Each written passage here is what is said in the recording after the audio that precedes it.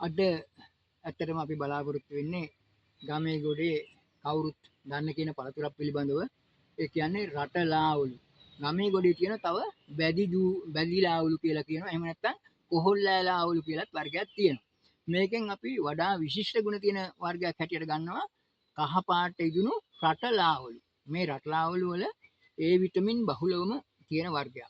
ඇස් පෙනීම යහපත් කරන්න, ඒ වගේම උණ රෝග නසන්න, ගෑස්ට්‍රයිටිස් රෝගයට ඉතා විශිෂ්ට ගුණ දෙන, ඒ වගේම ඔය ගමේ ගොඩේ ගොයන් කපන කාලෙදී පිදුරු නිසා මේ ගොවියොන්ගේ මේ අසාත්මිකතාවයන් වෙනවා.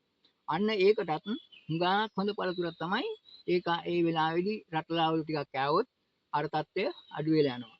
ඒ වගේම තවත් විශේෂ ගුණයක් තියෙන දෙයක් තමයි පිළිකා. පිළිකා රෝග නසන්නත් හුඟක්ම ගුණ දෙන ඖෂධයක්.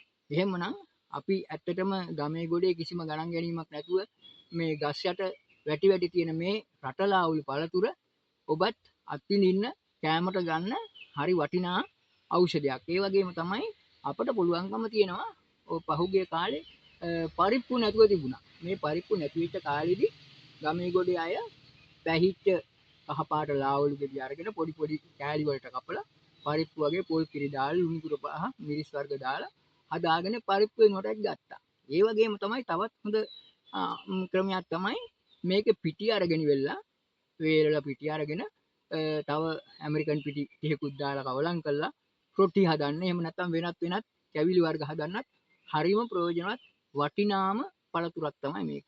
එහෙමනම් ඔබත් ඔය රටලාවුල් වල තියෙන විශිෂ්ට ගුණ හිතලා මේ ඖෂධය අහක දාන්න නැතුව ප්‍රයෝජනවත්ව ගන්න කියලා ඔබ හැම දෙනාටම කියා සිටිනවා.